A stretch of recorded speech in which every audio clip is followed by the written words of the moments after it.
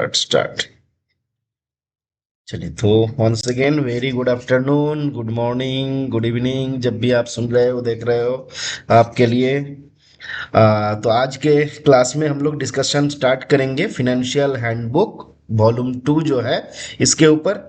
ठीक है। और फिनेंशियल हैंडबुक नाम सुनते ही हमारे मन में एक, जैसे बचपन में मैथ के प्रति हम लोगों का डर रहता था, है ना, कि कुछ लोगों का देखिए ना, मैथ्स जो है, अरे भाई मैथ्स का क्लास है, मैथ्स है कितना खतरनाक चीज है। बट अल्टीमेटली जब हम लोग उसको पढ़ते थे, देखते थे, और एक बार थोड़ा अपना डेडिकेशन के साथ, सिंसेरिटी के साथ जब हम उसको देखते हैं, तो वो चीज उतना मुश्किल हम लोगों को नहीं लगता है।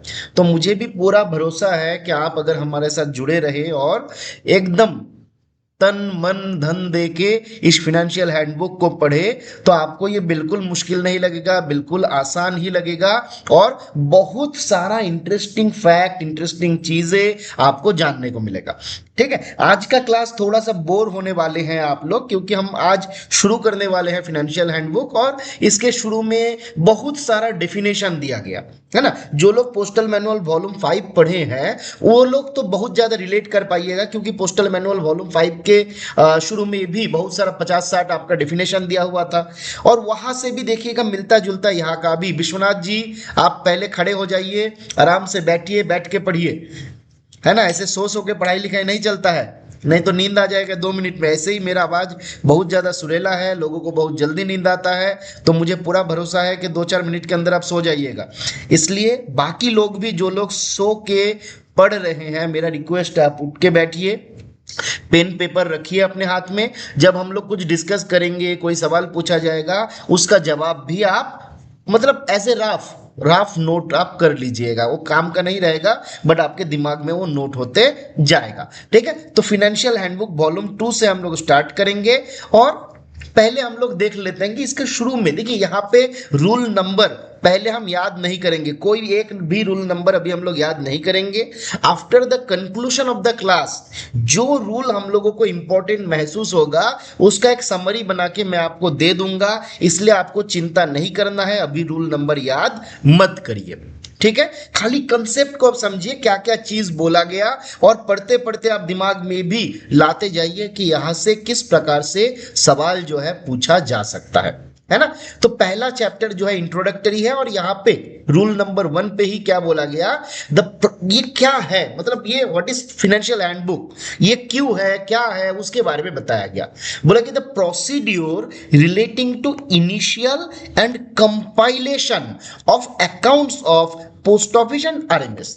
तो जो हमारा पोस्ट ऑफिस है और आरएमएस है, उसका जो इनिशियल अकाउंटिंग का मेथड है और उसका जो कंपाइलेशन है ना, ये सारा चीज जो है हमारा बताया गया है फिनेंशियल हैंडबुक वॉल्यूम 2 के भीतर।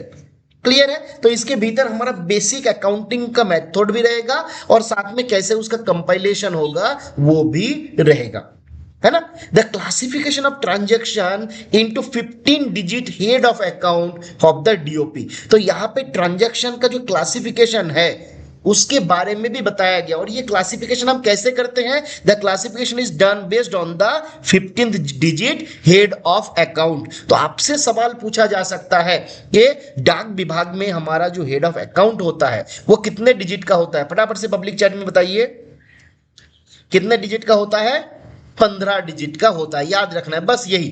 थोड़ा बहुत वॉल्यूम ब्रेक को एडजस्ट कर लीजिए, उसमें हम कुछ कर नहीं पाएंगे, बट हम लोग रिकॉर्डिंग आपको दे देंगे। ठीक है। तो थोड़ा अगर दिक्कत अभी भी होगा, एक बार आप रिकॉर्डिंग सुन लीजिएगा तो उसमें पूरा क्लियर हो जाएगा। तो पहला सवाल जो यहां से आता है कि हमारा हेड ऑफ अकाउंट जो है वो कितने डिजिट का होता है। The rules relating to post office and RMS initial offline and online transactions account and the compilation of relevant treasury rules have been included in this book। तो हमारा transaction चाहे ऑफलाइन हो, हमारा ट्रांजैक्शन चाहे online हो, है ना, वो कैसे ट्रांजैक्शन हम करेंगे, कैसे उसको कंपाइल करेंगे, तो ये सारा चीज हमारा इस हैंडबुक के भीतर दिया गया, फाइनेंशियल हैंडबुक वॉल्यूम 2 के भीतर दिया गया। तो इंपॉर्टेंट चीज यहां से एक ही आया कि कितना डिजिट का हमारा हेड ऑफ अकाउंट होगा। आगे बढ़े। हाँ बिल्कुल, रिकॉर्डेड मस्त होता है, कोई ब्रेक ब्रेक नहीं रहता है। दीपक जी थोड़ा सा एडजस्ट करिए, क्योंकि अभी हमको मोबाइल से जुड़ना पड़ा और यहाँ पे इंटरनेट कनेक्टिविटी बहुत खराब है। तो कल मैंने होटल वाला से बात किया, आज एक्चुअली उनके हम सेकंड फ्लोर में ठहरे हैं, फर्स्ट फ्लोर ग्राउंड फ्लोर में कोई जगह नहीं है, तो जिस कारण से यहाँ पे उनका वाईफाई आता नहीं। तो बोला है कि कल फर्स्ट फ्लोर पे हमको शिफ्ट कर देगा जहाँ पे वाईफाई अच्छा आएगा, अगर नहीं किया तो मैं होटल चेंज कर लूंगा, ठीक है। तो कल आपको दिक्कत नहीं होगा, आज ही दिक्कत हो सकता है, बट रिकॉर्डिंग में आपको कोई दिक्कत नहीं रहेगा, वॉइस ब्रेक नहीं रहेगा, ठीक है। चलिए तो आगे हम लोग बढ़ते हैं। आगे क्या बताया गया, और मेरे साथ साथ आप इसको खुद भी पढ़ो, है ना।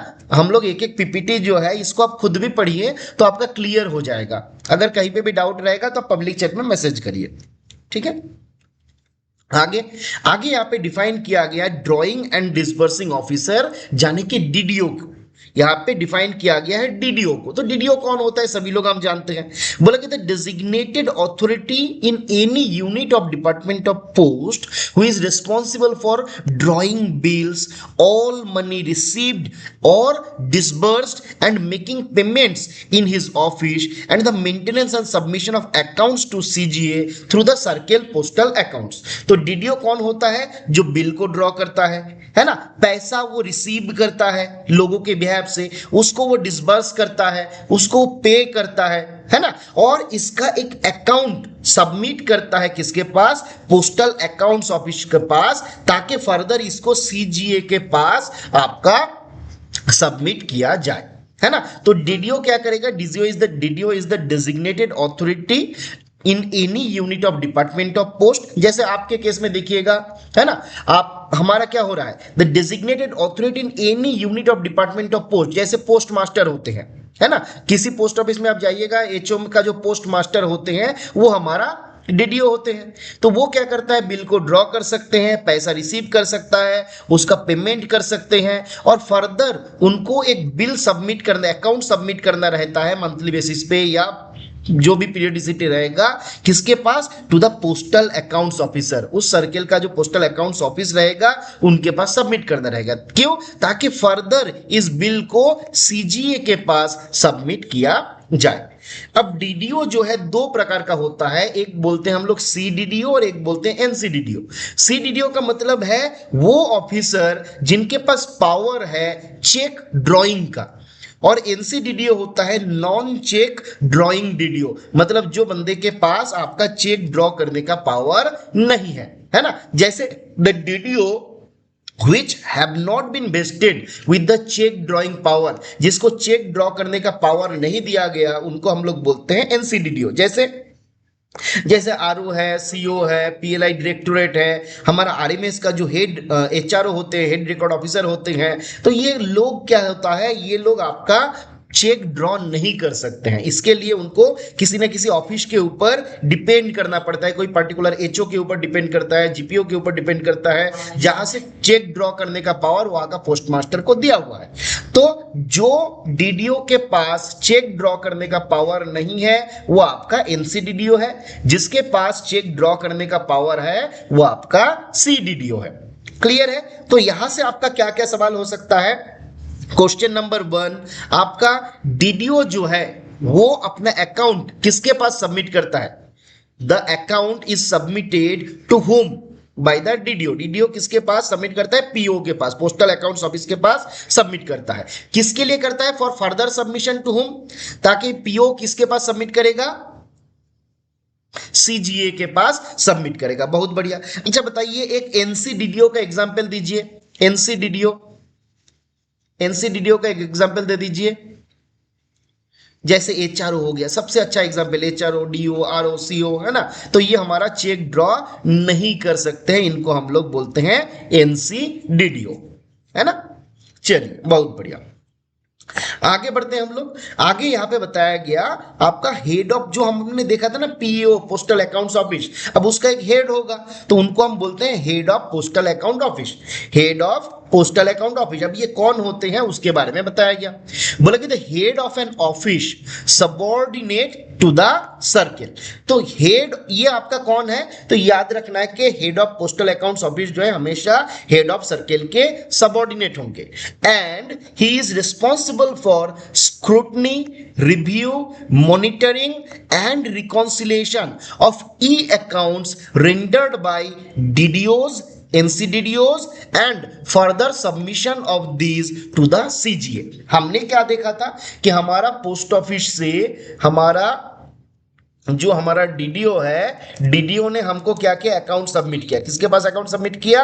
पीओ के पास सबमिट किया। और पीओ क्या सबमिट करेगा किसके पास? ये सीजीए के पास सबमिट करेगा।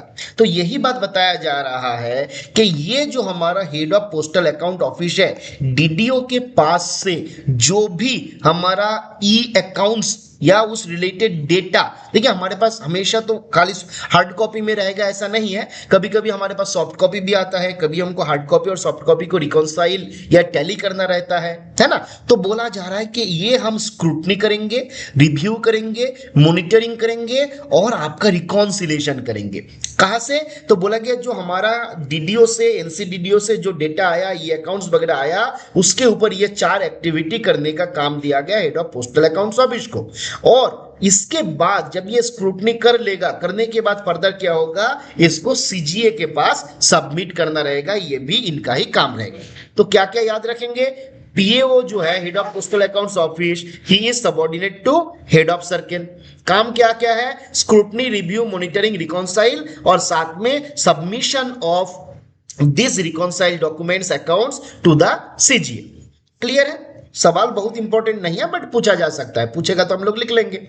आगे यहां पे डिफाइन किया गया बैंक को। अब बैंक बोले तो यहां पे हम 2 ही चीज याद रखेंगे, एक आरबीआई और एक एसबीआई। क्या बोला गया? बैंक मींस एनी ऑफिस और branch of the banking department of RBI और any branch of SBI acting as the agent of RBI. तो इसी को हम यहां पे बैंक मानेंगे और किसी दूसरे को हम बैंक यहां पे नहीं मानते हैं, as per the definition of financial handbook volume 2। फिर यहां पे डिफाइन किया गया द टर्म सेक्रेटरी को। यहां पे डिफाइन किया गया सेक्रेटरी को। क्या बोला गया? Secretary means secretary of department of post. हमारा जो भारतीय डाक विभाग है उनका जो सेक्रेटरी है, उन्हीं को हम यहां पे सेक्रेटरी मान रहे हैं, है ना। डायरेक्टर जनरल का मतलब director general of department of post. भारतीय डाक विभाग का जो डायरेक्टर जनरल है, उन्हीं को हम यहां पे डायरेक्टर जनरल मानेंगे।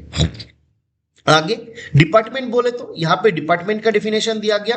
तो डिपार्टमेंट का मतलब हो गया डिपार्टमेंट ऑफ पोस्ट, गवर्नमेंट का मतलब हो गया सेंट्रल गवर्नमेंट, है ना।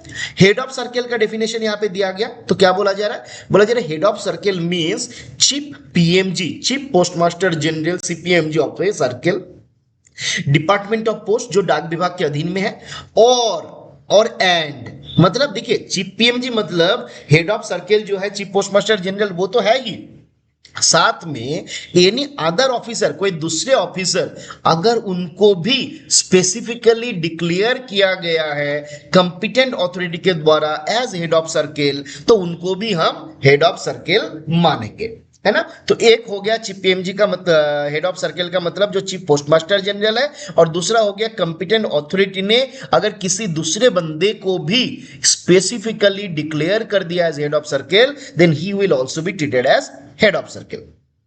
आगे ये वाला डेफिनेशन खतरनाक इंपॉर्टेंट है, हेड ऑफ डिपार्टमेंट। थोड़ा सा ध्यान दीजिए, यहां से सवाल रहेगा। सुनाई दे रहा है? दिक्कत हो, बहुत ज्यादा दिक्कत हो रहा है क्या? सुनाई दे रहा है मोटा मोटी? आगे बढ़े हम लोग, चलिए। एकदम स्टार्टिंग से ही रिकॉर्ड हो रहा है, किसी को चिंता करने का आवश्यकता नहीं है, ठीक है।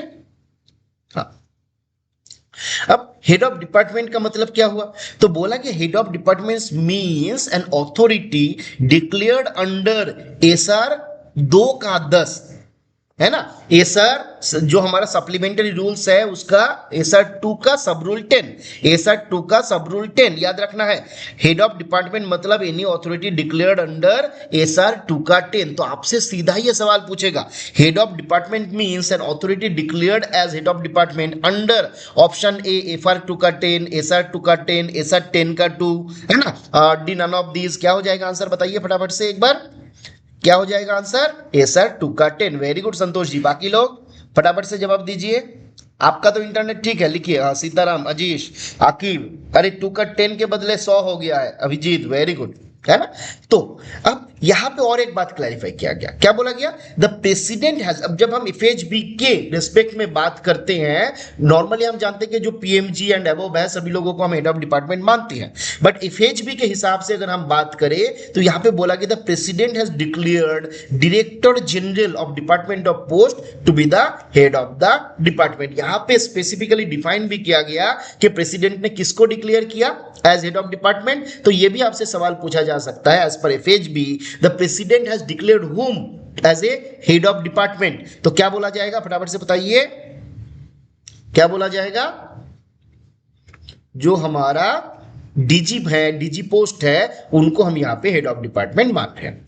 आगे बोला गया ट्रेजरी, तो यहां से एक ही सवाल आता है, हम लोग 100 बार पहले भी डिस्कस किए, ट्रेजरी इंक्लूड्स सब ट्रेजरी, ट्रेजरी के भीतर सब ट्रेजरी भी इंक्लूड रहता है, इसको भी हमको याद रखना रहेगा। अब आते हैं हम लोग हेड ऑफ अकाउंट्स।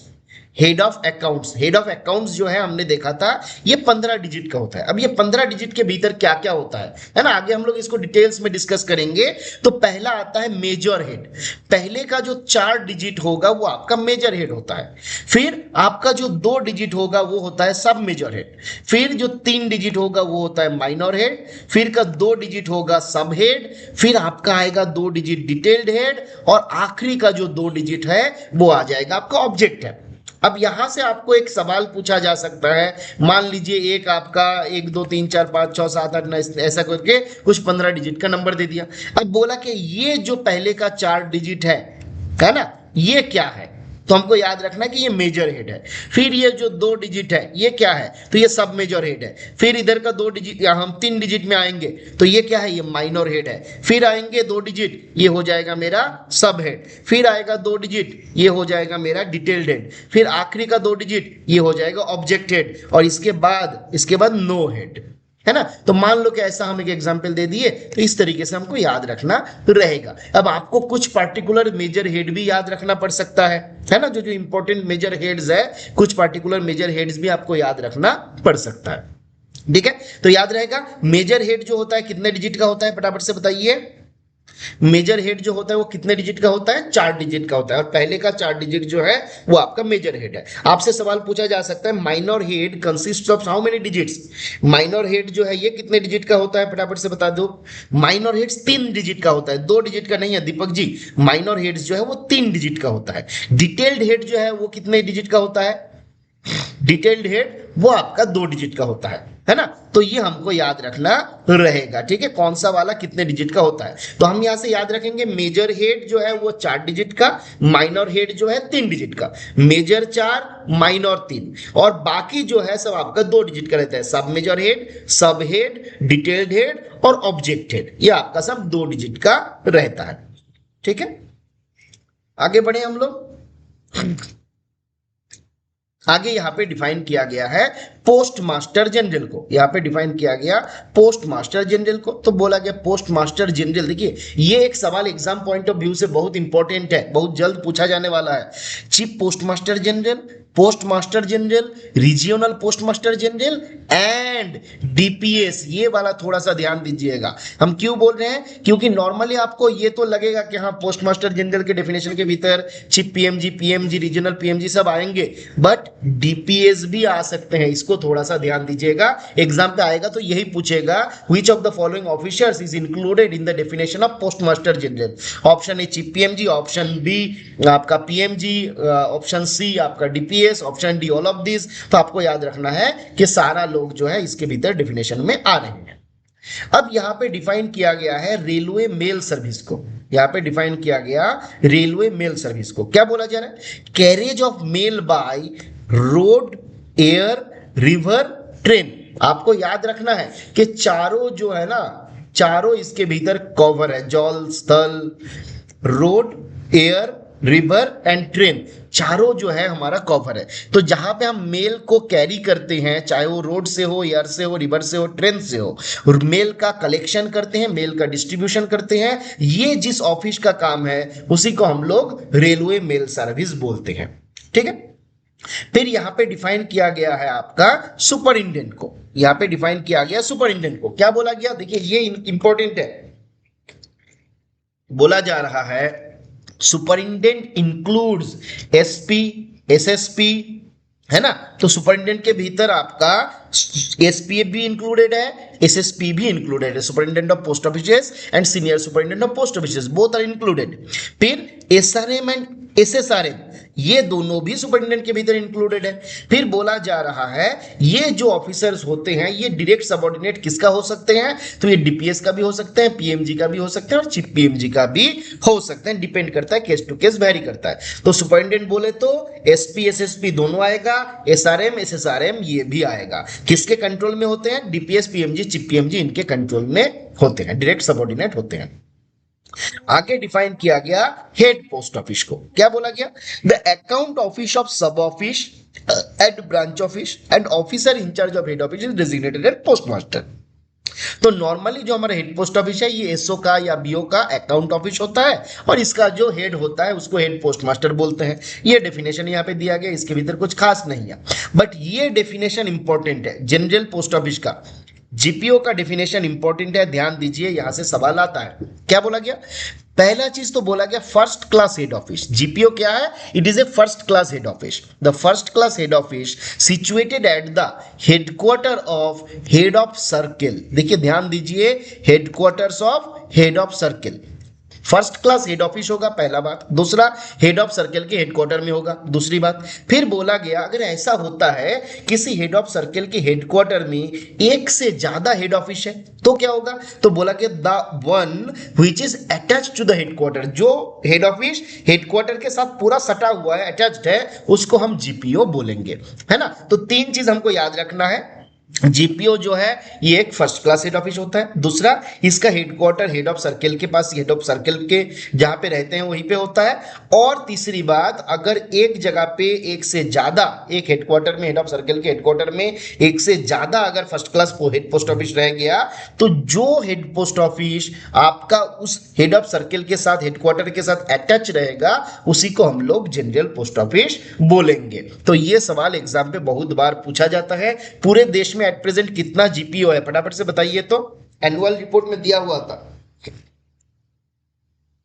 पूरे देश में एट प्रेजेंट कितना जीपीओ है, 23 कंफर्म। देवी और सजनों बाकी लोग जवाब दीजिए।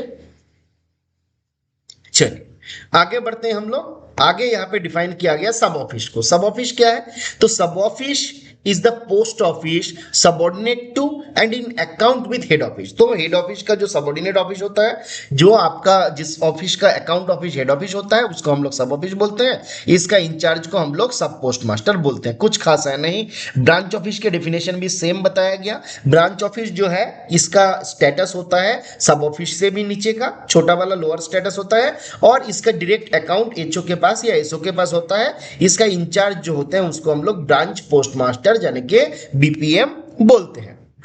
आगे बढ़े हम लोग। आगे यहां पे डिफाइन किया गया है ट्रांजिट ऑफिस को। ये थोड़ा सा ध्यान दीजिए, एक होता है ट्रांजिट ऑफिस और एक होता है ट्रांजिट मेल ऑफिस, टीएमओ, है ना, एंड ट्रांजिट ऑफिस। तो ट्रांजिट ऑफिस बेसिकली क्या है, तो ये दोनों ऑफिस जो है आपका क्लोजिंग बैग को ही डील करता है विदाउट ओपनिंग देम। दोनों ऑफिस क्या करता है, बैग जो क्लोज्ड बैग है उसको डील करता है, बट जो पोस्ट ऑफिस क्लोज्ड बैग को डील करता है उसको हम लोग बोलते हैं ट्रांजिट ऑफिस। और जो आरएमएस का ब्रांच आपका क्लोजिंग बैग को डील करता है, क्लोज्ड बैग को डील करता है, उसको हम लोग बोलते हैं ट्रांजिट मेल ऑफिस। क्लियर है। तो जो पोस्ट ऑफिस आपका क्लोज्ड बैग को डील करेगा उसको हम लोग बोलेंगे ट्रांजिट ऑफिस, है ना। तो खास करके कौन सा केस में करता है, बोला कि post office which is situated on a line through mail communication। जो मेल कम्युनिकेशन चलता है उसके लाइन पे कोई इंपॉर्टेंट जगह पे वो ऑफिस सिचुएटेड है, जो डिफरेंट ऑफिस से बैग रिसीव करता है, बैग को शॉर्ट करता है और इंटेंडेंट ऑफिस के पास भेज देता है बट उसको खोलता नहीं है, that is known as transit office, है ना। तो this office receives the bag in closed condition, sort the bag to proper destination but do not open the bag. ऐसा ऑफिस को हम लोग बोलते हैं transit office. Transit mail office क्या हुआ, तो सेम काम अगर आरएमएस का ऑफिस करेगा then it will be called as transit mail office. Transit mail office का जो इंचार्ज होते हैं उनको हम लोग मेल एजेंट बोलते हैं या फिर मेल गार्ड बोलते हैं। तो आपसे सवाल पूछा जा सकता है who is the in charge of a transit mail office. तो ट्रांजिट मेल ऑफिस का जो इंचार्ज होगा उसको हम क्या बोलेंगे, फटाफट पब्लिक चैट में बताइए। ये सवाल बहुत बार पूछा जाता है एग्जाम पे। Who is the in charge of transit mail office?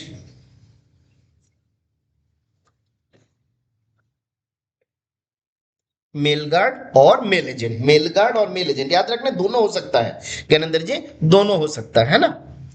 चलिए आगे आते हैं हम लोग। कंप्यूटराइज्ड ट्रांजिट ऑफिस, कितना खतरनाक डेफिनेशन। तो जो ऑफिस में ये सारा काम होता है और कंप्यूटराइज्ड वे में होता है उसको हम लोग कंप्यूटराइज्ड ट्रांजिट मेल ऑफिस करते हैं, कहते हैं। शॉर्टिंग ऑफिस किसको बोला जाएगा? तो बोला जाएगा, अब जा रहा है, where the work of sorting of article is done.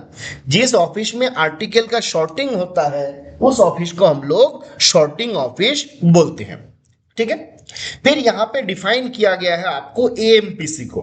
AMPC का डेफिनेशन, एएमपीसी को क्या है, यहां पे ऑटोमेटेड। देखिए अब यहां पे कुछ जगह पे आपको ऑटोमेटिक भी लिखा हुआ है, कुछ जगह पे हमारा ऑटोमेटेड भी लिखा हुआ है, बट एग्जाम पे अगर पूछेगा हम लोग ऑटोमेटेड ही लिखेंगे। Automated mail processing centres. ठीक है। तो ऑटोमेटिक और ऑटोमेटेड मेल प्रोसेसिंग सेंटर है। और यहां पे फायदा क्या है, तो यहां पे हाई स्पीड शॉर्टिंग के लिए कुछ में आपका सिस्टम मशीन बिठाया गया, जैसे हमारा एलएसएम बोलते हैं, लेटर शॉर्टिंग मशीन, और आपका एमएमएस बोला जाता है, मिक्स्ड मेल शॉर्टर। बताइए कोई एलएसएम का कैपेसिटी कितना होता है पर घंटा? एलएसएम का कैपेसिटी पर घंटा कितना है?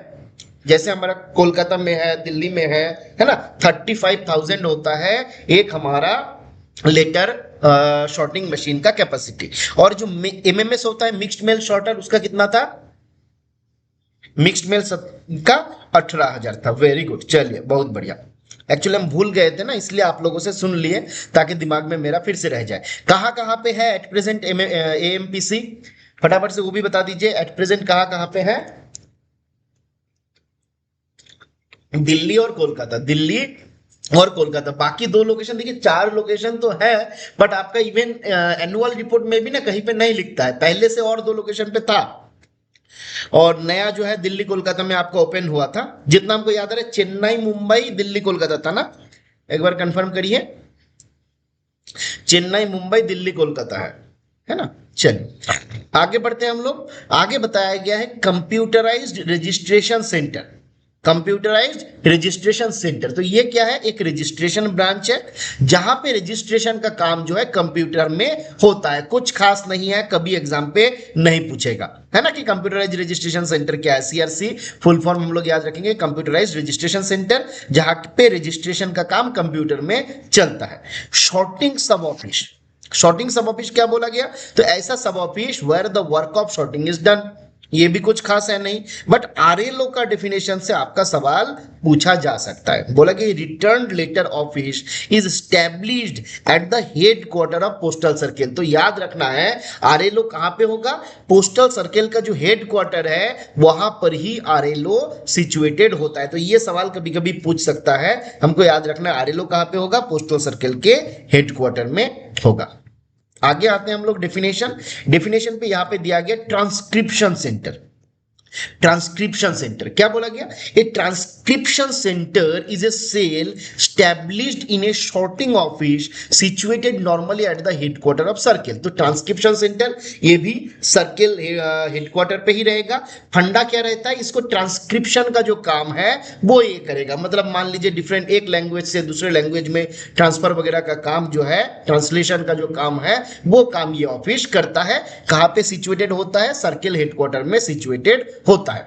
ऑफिस ऑफ एक्सचेंज क्या होता है? तो जो ऑफिस फॉरेन आर्टिकल, फॉरेन में जो आर्टिकल जाने वाला है, चाहे वो फॉरेन आपका, अब नॉर्मली यहां पे ना डेफिनेशन थोड़ा गड़बड़ दिया गया मेरे हिसाब से, आप इसको ऐसे ही याद रखो कि ऑफिस ऑफ एक्सचेंज का मतलब होता है जो ऑफिस फॉरेन के साथ बैग का एक्सचेंज करता है। द ऑफिस विच में exchange bag with foreign countries is known as office of exchange. क्योंकि सब फॉरेन पोस्ट ऑफिस जो है ये ऑफिस ऑफ एक्सचेंज नहीं है, फॉरेन पोस्ट ऑफिस जो है ये ऑफिस ऑफ एक्सचेंज है ना, ये हमको याद रखना रहेगा। फॉरेन पोस्ट ऑफिस क्या है, तो बोला कि foreign post office is A office of exchange.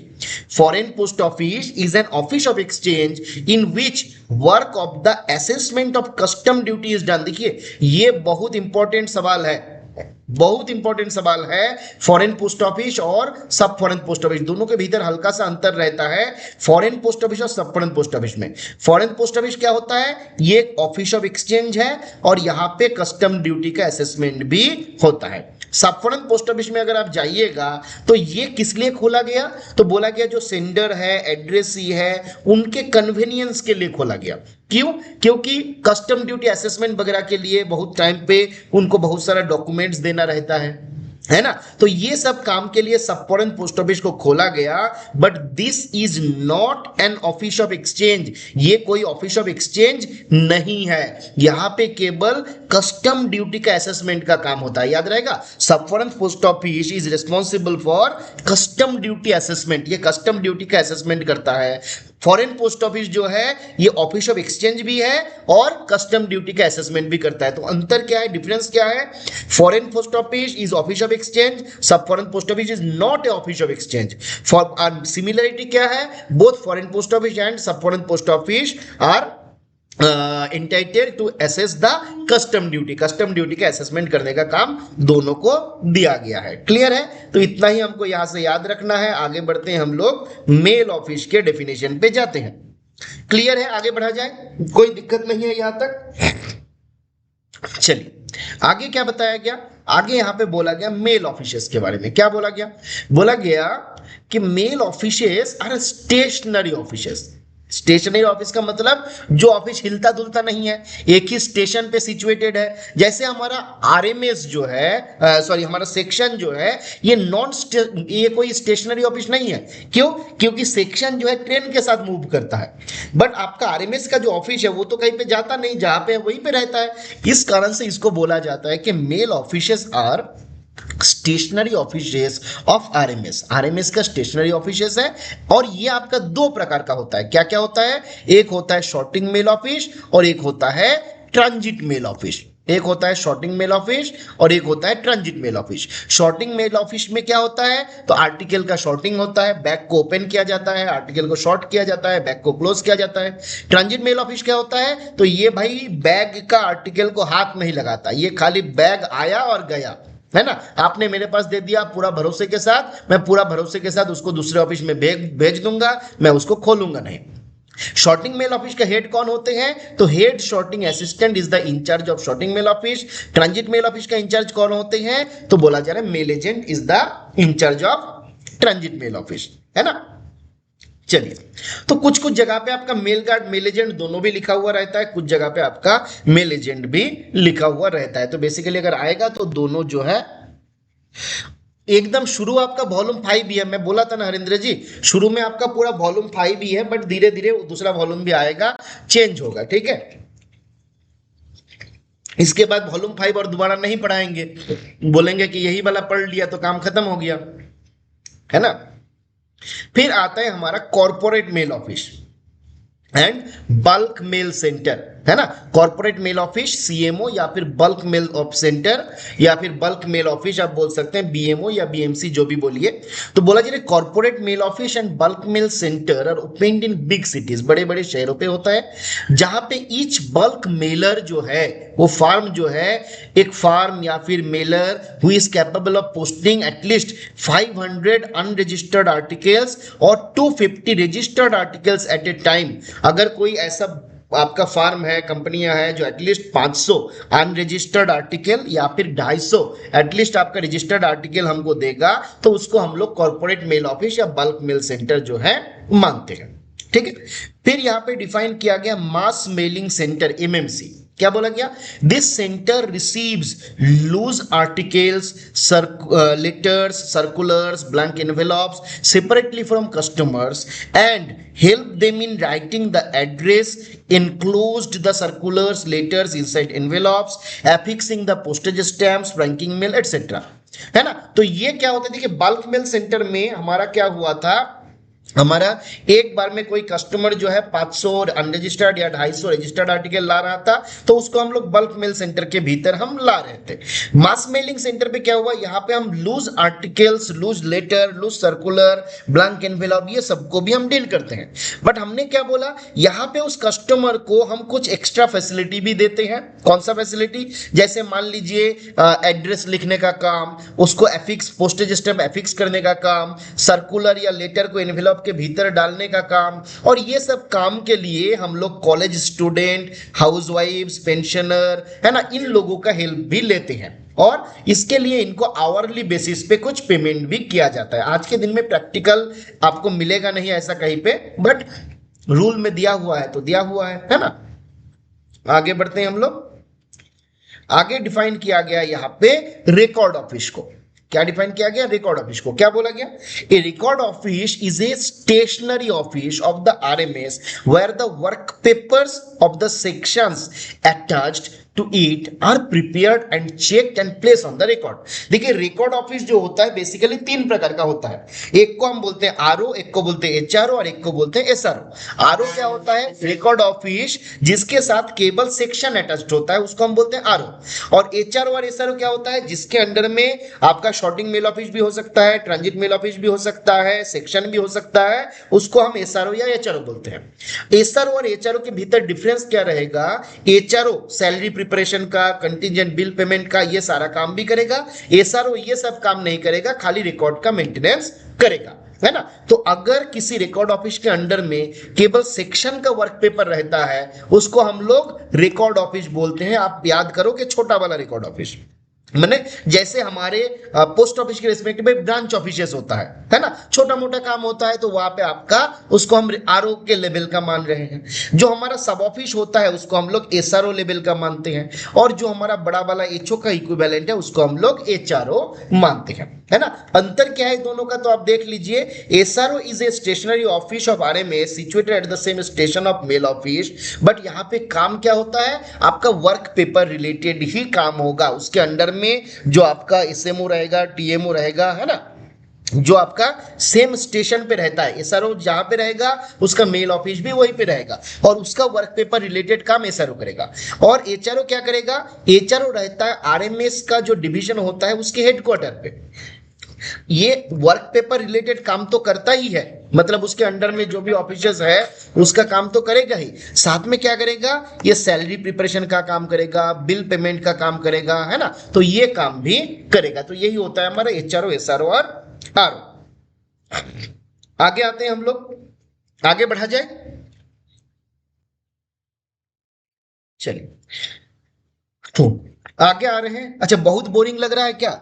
क्योंकि बोरिंग थोड़ा सा एक ही वही पुराना चीज हम लोग बार बार पढ़ रहे हैं, इसी कारण से थोड़ा सा बोरिंग लग सकता है, इसीलिए हम बोले थे सुबह सुबह। अच्छा, अभी कनेक्शन का क्या स्थिति? अच्छा, चल रहा है, चलिए कोई बात नहीं, आगे बढ़ते हैं हम लोग। आगे यहाँ पे डिफाइन किया गया अकाउंट बैग को। क्या बोला गया? 1 मिनट प्लीज वेट करिए। हेलो हेलो हेलो हेलो, हाँ जी, कहाँ से? अरे भाई, हम वहाँ छोड़ दिए, वो जगह पे हम नहीं रहते हैं, ठीक है। अभी हम बाहर दूसरे जगह आ गए, थैंक यू। चलिए, रेमोंड के शोरूम से कॉल किया था हमको। एसआरओ एंड एचआरओ रिपीट, चलिए वेरी गुड, करते हैं रिपीट हम लोग। देखिए, एसआरओ क्या होता है और एचआरओ क्या होता है, इसको आप ऐसे समझ लो। पहले होता है रिकॉर्ड ऑफिस। रिकॉर्ड ऑफिस किसको होगा? जिसके अंडर में केवल सेक्शन अटैच्ड होगा, ओनली सेक्शन इज अटैच्ड। मतलब यहां पे RO supplies work papers two sections only. Work paper के भीतर कैसे आता है, तो जैसे आपका मान लीजिए मेल लिस्ट हो गया, है ना, जैसे आपका मेल एब्स्ट्रैक्ट हो गया, है ना, तो ये सारा चीज जो होता है, फिर आपका डीआर हो गया, ये सबको हम क्या बोलते हैं, इसको हम लोग बोलते हैं वर्क पेपर। तो आरओ वर्क पेपर सप्लाई करेगा किसको, सेक्शन को केबल करेगा। एसआरओ के केस में आइए, एसआरओ के काम क्या होता है, एसआरओ में supply work paper two both, आपका मान लीजिए एसएमओ, टीएमओ एंड सेक्शंस, है ना। तो एसआरओ का काम क्या है, ये आपका एसएमओ को, टीएमओ को और सेक्शन को वर्क पेपर सप्लाई करता है, but do not work related to, do not perform accounts related work, accounts related कोई काम नहीं करता है। एचआरओ क्या करता है, में सप्लाई वर्क पेपर्स किसको किसको, तो एसएमओ, एसएमओ, टीएमओ, सेक्शन, इन लोगों को वर्क पेपर सप्लाई करता है, and perform accounts related work. मतलब एग्जांपल जैसे सैलरी का प्रिपरेशन है ना, तो अब सैलरी का प्रिपरेशन का काम हमारा एचआरओ करेगा, एसआरओ नहीं करेगा। फंडा क्लियर हुआ दीपक जी, दीपक संतोष, क्लियर है, आगे बढ़े, चलिए आगे आते हैं हम लोग अकाउंट बैग में। क्या बोला गया, and account bag is used between a sub office and its head office to enclose cash bag, article, documents etcetera, है ना।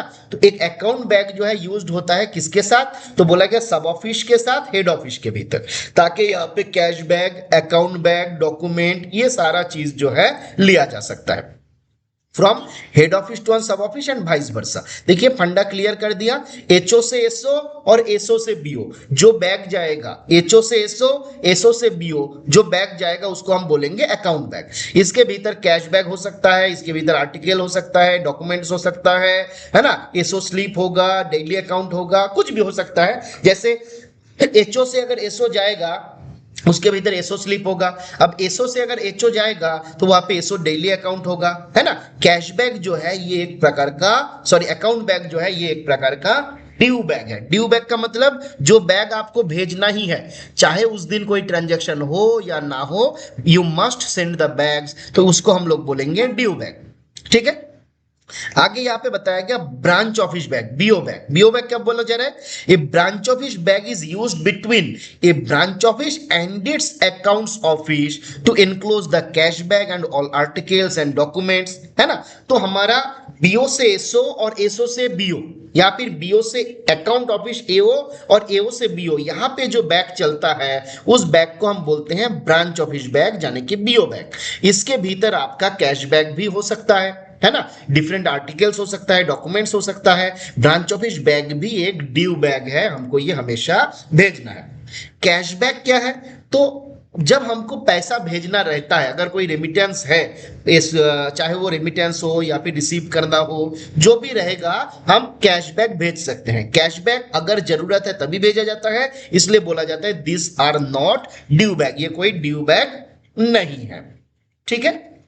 आगे बढ़े, आगे यहां पे डिफाइन किया गया ओवर टाइम ड्यूटी को। ओवर टाइम ड्यूटी में क्या बोला गया, बोला गया overtime duty means duty performed under the order of SRM, ASP, IRM, record officer, by a sorting assistant, mail guard, MTS और other staff of the RMS after the completion of the prescribed term of duty. तो overtime के भीतर यही आपका बताया गया है कि जो हमारा एसआरएम रहेगा, आपका एएसपी रहेंगे या फिर आईआरएम रहेंगे, रिकॉर्ड ऑफिसर रहेंगे, उनके द्वारा नेसेसरी ऑर्डर मिलने के बाद अगर sorting assistant, mail guard, MTS या फिर दूसरा स्टाफ जो है आरएमएस का अगर एक्स्ट्रा काम करते हैं तो उसको हमारा ओवर टाइम ड्यूटी के भीतर लाया गया है। ये डेफिनेशन यहां पे आपका दिया गया है ना। चलिए एक मिनट वेट करिए।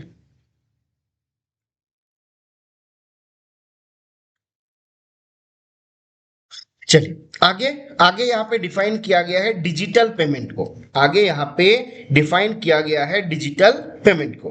क्या बोला गया? बोला गया digital payments funds flow directly from one account to another which is faceless, paperless, cashless. उसको हम लोग बोलते हैं डिजिटल पेमेंट, जहां पे मतलब कोई फेस का भी जरूरत नहीं है। मान लो कि हम ऑनलाइन, आपने हमको कुछ पैसा भेज दिया, ना आपने मेरा चेहरा देखा, ना कुछ और किए, ना कोई पेपर वर्क किए, ना आप इन हैंड हमको पैसा दिए कैश आके, तो ये क्या हुआ? एक प्रकार का डिजिटल पेमेंट हुआ। तो फंड फ्लो जहां पे एक अकाउंट से दूसरे अकाउंट पे होता है विच is faceless, paperless and cashless, उसको हम लोग बोलते हैं digital payment. Digital payment different mode में हो सकता है, जैसे Bhim Bharat interface for money, उसके माध्यम से हो सकता है। भीम हमारा एईपीएस के माध्यम से, आधार इनेबल्ड पेमेंट सिस्टम, क्यूआर के माध्यम से Bharat QR, Bharat quick response code, फिर आपका UPI unified payment interface, USSD unstructured supplementary service data, IMPS immediate payment service, NEFT national electronic fund transfer, RTGS real time gross settlement. तो ये different mode दिया हुआ है आपसे। इसका अगर पूछेगा तो क्या पूछ सकता है? एक पूछ सकता है Which of the following may be a mode of digital payment? तो ये आपका 3-4 ऑप्शन दे देगा, इसके भीतर एक आपको टिक मारना रहेगा। दूसरा क्या हो सकता है? आपको फुल फॉर्म पूछ सकता है, जैसे बताइए एनईएफटी का फुल फॉर्म क्या है? फटाफट से बताइए एनईएफटी का फुल फॉर्म क्या है? फटाफट से बताइए पब्लिक चैट में, एनईएफटी फुल फॉर्म क्या है?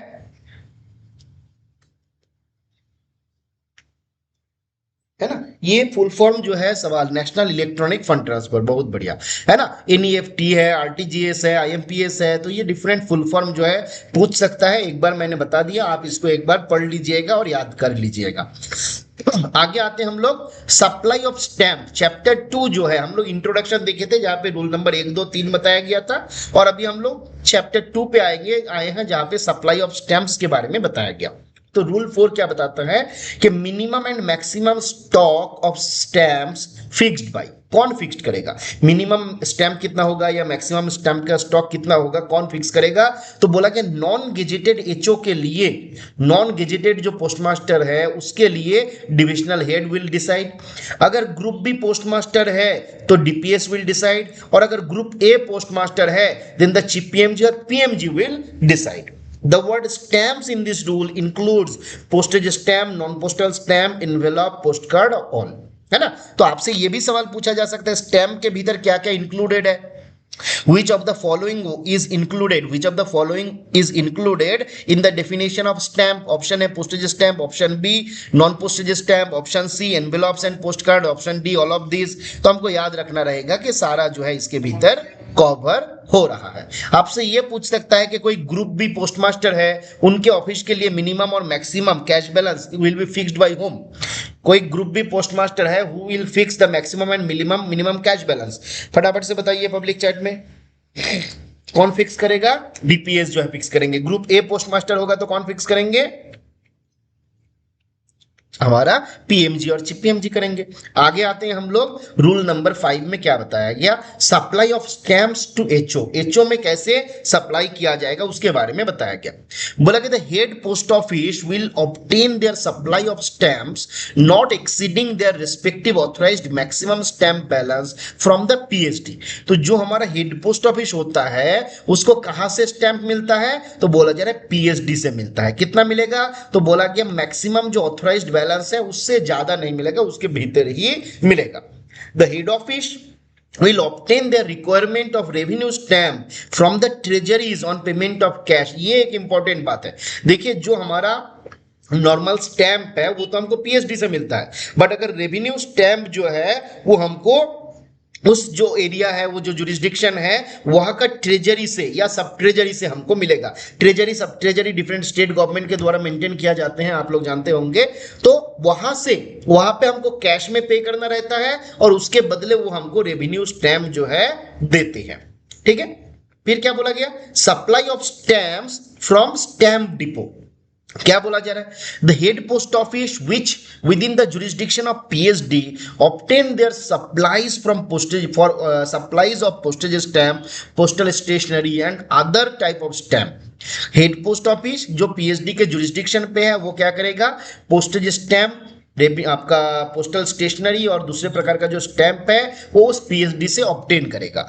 The head post office shall follow end to end electronic process for procurement of आपका स्टैम्प्स, इन्वेंट्री, आपका ट्रांसफर, सॉरी आपका procurement, sale, inventory, transfer, verification, ये सारा चीज के लिए उनको इलेक्ट्रॉनिक प्रोसेस ही फॉलो करना रहेगा। तो हमको पीएचडी से स्टैंप लाना है, उसके लिए हम उस स्टैंप को सेल कर रहे हैं, आपका कोई इन्वेंट्री का मूवमेंट हो रहा है, ट्रांसफर हो रहा है, वेरिफिकेशन हो रहा है, सारा काम जो है इलेक्ट्रॉनिक ही होगा, ये मैनुअल नहीं होगा। On receipt of stamp and postal stationery from PhD, the head postmaster or any other person authorized shall check and verify the articles received with the invoice and return a copy of the invoice to the PhD not later than 3 days of the receipt of supply। ये important है। हमने देखा था हमारे HO में PhD से सामान आएगा, तो जब पीएचडी से सामान आएगा वहां पे जो हमारा हेड पोस्ट मास्टर है या उनके द्वारा ऑथोराइज किया हुआ पर्सन रहेगा, इनवॉइस के साथ टैली करेगा whether the stock is received as per the invoice और नॉट। करने के बाद within 3 days of supply आने के 3 दिन के भीतर उनको इंटीमेट करना रहेगा। ऐसा नहीं कि पिछले महीने में आया था, अगले महीने में हम चेक करेंगे और उसके अगले महीने में हम भेजेंगे। आपको विद इन 3 days चेक करना है और बताना है कि सारा चीज सही सही मिला है या नहीं मिला है, जो भी इश्यू है। The face value of the articles received from the postal store depot shall be entered in the stock register as received from the stores depot। तो जब पोस्टल स्टोर डिपो से हमारे पास कोई स्टैम्प वगैरह आता है उसका हम लोग स्टॉक एंट्री भी करना रहता है। जैसे मान लीजिए 10 रुपए वाला इतना आया, 15 रुपए वाला इतना आया, 20 रुपए वाला इतना आया, तो वो सारा जो है हम लोग एंट्री करके भी रखेंगे। अब आते हैं हम लोग, अगला क्या बताया गया, तो बोला कि PHD shall furnish the data of supply of stamp to HPO in a month E format to the CPO, है ना, जो सर्किल पोस्टल अकाउंट्स ऑफिस रहता है। हमारा पीएचडी ने क्या किया, एचओ को सप्लाई किया, तो एक कॉपी वो भेज देगा पीओ के पास भी, देखो मैंने ना उस ऑफिस को इतना स्टैम्प दिया, अब तुम देख लेना तुम्हारे पास वो इंटीमेशन सही से रिटर्न वगैरह सबमिट करता है या नहीं करता है। तो किसी का अनम्यूट है भाई, म्यूट कर लीजिए। सुशांत जी, हे सुशांत प्लीज म्यूट कर लीजिए भाई। चलिए, अब क्या बोला जा रहा है, तो PHD shall furnish the data of stamp supplied to HPO in a month E format to the CPO for verification to ensure that supply is received at HPO and accounted in the stock register not later than 3 days of receipt of each supply. तो ये वो check करेगा कि सही से उन्होंने stamp वगैरह का इंडेंट वगैरह मेंटेन किया है या नहीं किया, स्टॉक एंट्री वगैरह हुआ है कि नहीं। तो एक कॉपी वो सीपीओ के पास भी भेज देगा ताकि वो मतलब इंश्योर कर पाए कि हाँ जब उनके पास रिटर्न आएगा कि कौन सा तारीख में उनके पास रिसीव हुआ था, तो ये सारा चीज इंश्योर करने के लिए एक कॉपी एचपीओ जो हमारा जो पीएचडी है वो सीपीओ के पास भी भेज देगा। Unserviceable stocks of stamps and stationery shall be exchanged for serviceable ones and the same kind of the same kind from the postal store depot। अब कोई ऐसा सामान, ऐसा स्टैम्प, ऐसा स्टेशनरी मेरे पास था जिसका कंडीशन बड़ा खराब है, वो यूज का कुछ रहा नहीं, तो हम क्या करेंगे, उसको एक्सचेंज करा लेंगे पोस्टल स्टोर डिपो के। देखो ये पहला वाला जो टूटा फूटा ये सब था, इसको तुम रिप्लेस करो और नया वाला दे दो, है ना। तो ये काम भी करने का ऑप्शन यहाँ पे दिया गया। Surplus stocks of stamp and stationery shall be returned by the post offices to the PSD for exchange with other denomination of stamps and stamps actually required. तो कोई स्टैम्प अगर सरप्लस हो गया, मान लीजिए 25 पैसे का स्टैम्प है आपका, पहले जमाने का बहुत छोटा मोटा ऐसा स्टैम्प है जिसका कोई ज़रूरत हमको है नहीं और सरप्लस स्टॉक हमारे पास अवेलेबल है, तो हम वो सरप्लस स्टॉक को पीएचडी को सप्लाई कर देंगे, भेज देंगे, और उसके एक्सचेंज में आपका इक्वल माने वैल्यू का जो हमारा नया डिनोमिनेशन का जो आपका स्टॉक है उसको हम रिसीव कर सकते हैं, उसके बारे में भी यहाँ पे बताया गया। फिर यहाँ पे बताया गया सप्लाई ऑफ कमेमोरेटिव स्टैम्प्स के बारे में। क्या बोला गया? बोला कि commemorative stamps are supplied by Nashik security press to the philatelic bureau and presidency post office. ये बहुत इंपॉर्टेंट सवाल है, आपसे सवाल पूछा जा सकता है कि कमेमोरेटिव स्टैम्प्स कौन सप्लाई करता है। तो आपको याद रखना है कि commemorative stamps is supplied by Nashik security press.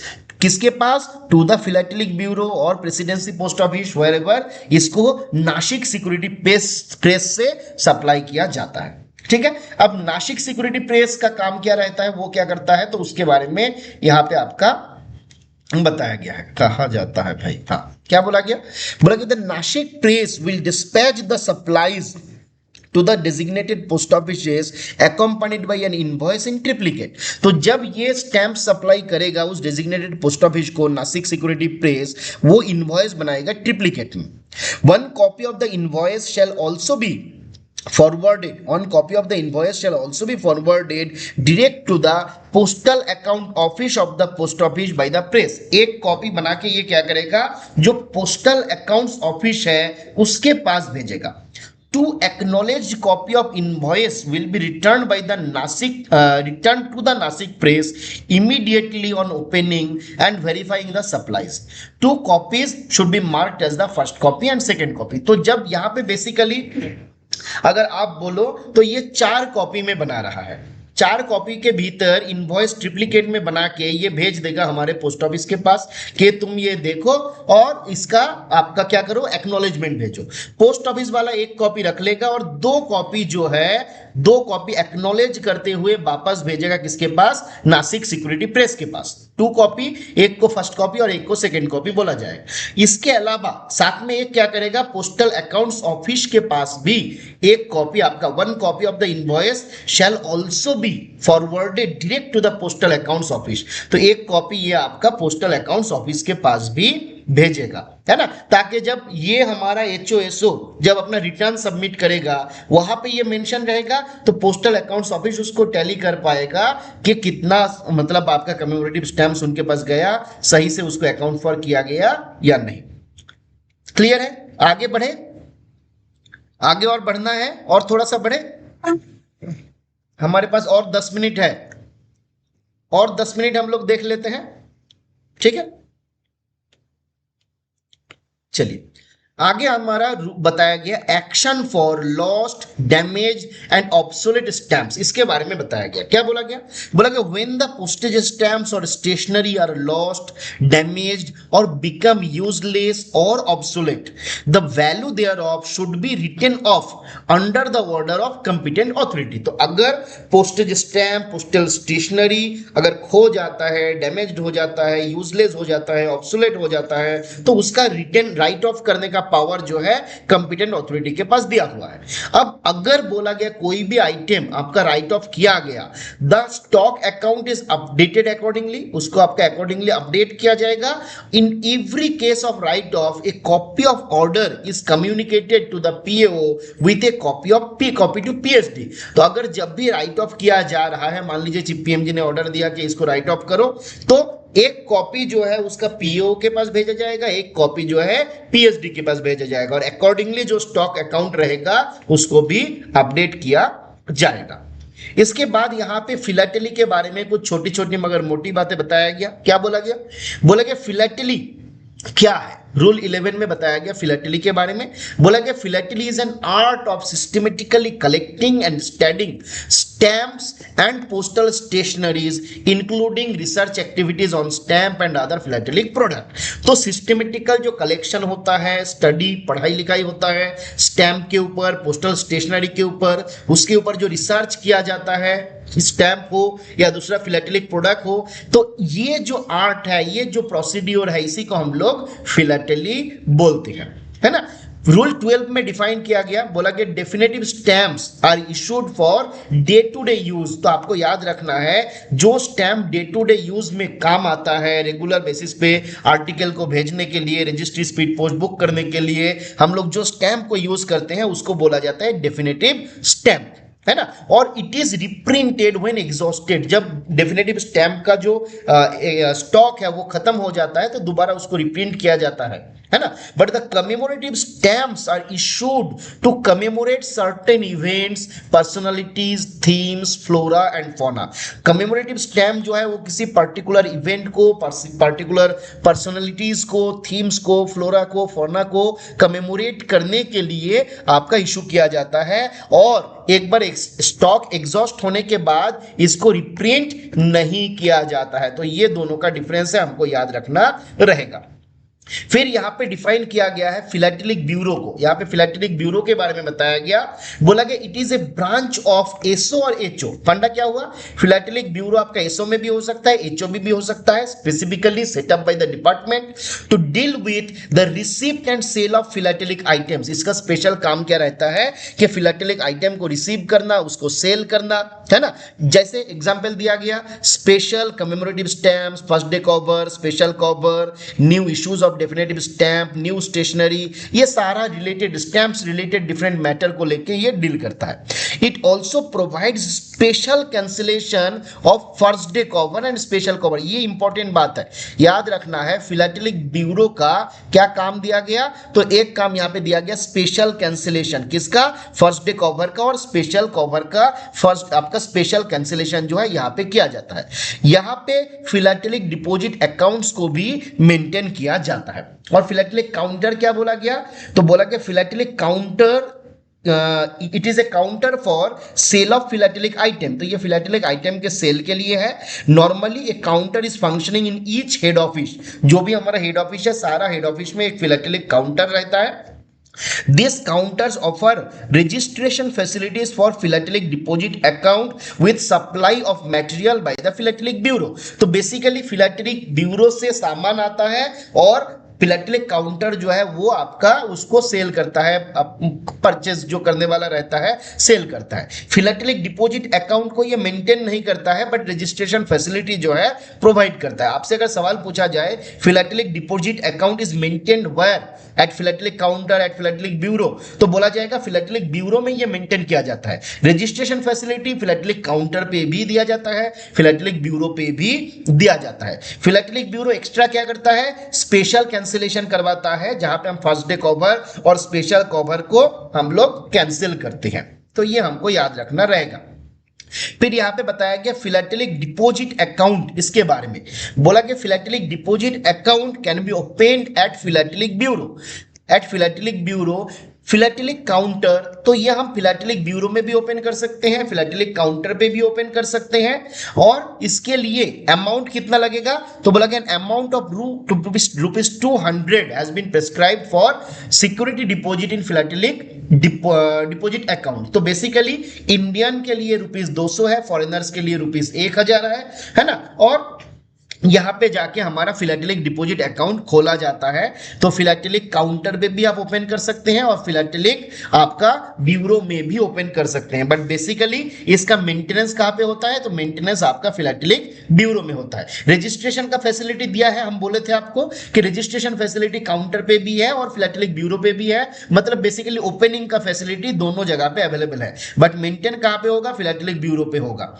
ठीक है, कितना अमाउंट लगता है, तो इंडियन के लिए ₹200 और फॉरेनर्स के लिए ₹1000। इसके बाद यहाँ पे स्पेशल कवर क्या होता है वो बताया गया। तो बोला गया ऐसा कोई event which is not nationally important enough to commemorate by an issue of commemorative stamp or special stamp, तो वहां पे हम लोग स्पेशल कवर इशू करते हैं। जैसे एक छोटा सा मान लीजिए इंसिडेंट ले लीजिए, कोई पर्टिकुलर एरिया पे मान लीजिए कि कोई पार्टिकुलर एक फेस्टिवल चलता है जो आपका कंप्लीटली लोकल नेचर का है ना। अब वो फेस्टिवल जो है इतना इंपॉर्टेंट नहीं है कि उसके ऊपर आपका कमेमोरेटिव स्टैंप इशू किया जाए या फिर आपका स्पेशल स्टैंप इशू किया जाए। उसके बदले हम क्या कर सकते हैं, स्पेशल कवर हम इशू कर सकते हैं। तो यही बात आपका बताया गया कि कोई आपका ऐसा इंसिडेंट है, ऐसा इवेंट है which is not nationally that level of important but locally उसका इंपॉर्टेंस है, तो उस जगह पे हम लोग स्पेशल कवर वगैरह इशू करते हैं, है ना। साथ में उसका स्पेशल कैंसिलेशन भी प्रोवाइड किया जाता है। ठीक है, आगे माई स्टैम्प क्या होता है उसके बारे में बताया गया है। तो my stamp is the brand name for personalize sheet of commemorative postage stamps issued by India post. तो डाक विभाग के द्वारा एक कमेमोरेटिव पोस्टेज स्टैम्प प्रोवाइड किया जाता है जो बेसिकली पर्सनलाइज्ड है, मतलब वहां पे आप अपने लिए कुछ कर सकते हैं, अपने फैमिली मेंबर्स के लिए कुछ कर सकते हैं, कोई स्कूल, कोई कॉलेज, कोई इंस्टीट्यूशन अपने लिए कर सकते हैं। हाँ सर, हेलो। हाँ हाँ हाँ हाँ, ना ना, वो आप जो बोले थे वेनम। हाँ हाँ हाँ हाँ, उसी में है। आ रहे हैं आप? हाँ ठीक ठीक। आप आइए 5-10 मिनट, 10 मिनट में आइए, हम रेडी हो जाते हैं, जब 10-15 minute, no issue. Okay sir, okay sir. है ना। तो यहां पे हमने देखा कि पर्सनलाइज शीट होता है कमेमोरेटिव स्टैम्प्स का, जो किसी व्यक्ति, कोई स्कूल, कोई कॉलेज, कोई इंस्टीट्यूशन अपने लिए कर सकता है। The personalization is achieved by printing a thumbnail photograph of the customer. Customer का अपना इमेज हो सकता है, उनका इंस्टीट्यूट का लोगो हो सकता है, कोई आर्टवर्क हो सकता है, कोई हेरिटेज बिल्डिंग हो सकता है, कोई फेमस टूरिस्ट प्लेस का हो सकता है, कोई आपका हिस्ट्रिकल सिटी का, वाइल्ड लाइफ का, दूसरे एनिमल्स का, बर्ड्स का। तो ये सारा चीज जो है हो सकता है माई स्टैम्प में, सभी लोग जानते हैं, इसके भीतर कुछ खास है नहीं। उसके बाद यहां तक ही हम लोग रखते हैं, एक पेज हम लोग छोड़ते हैं, टू बी कंटिन्यूड है ना। तो आज हम लोग यहां तक रखते हैं। हम लोग रात में आज क्लास होने का चांसेस कम है, बट मैं पूरा प्रयास करूंगा। अगर एक्चुअली हमको थोड़ा सा बाहर जाना है, अगर हम जल्दी से आ गए, रिटर्न हो गए, तो रात को भी हम बिल्कुल क्लास कंडक्ट कर लेंगे, ठीक है। तो अभी हम लोग यहीं पे स्टॉप करते हैं।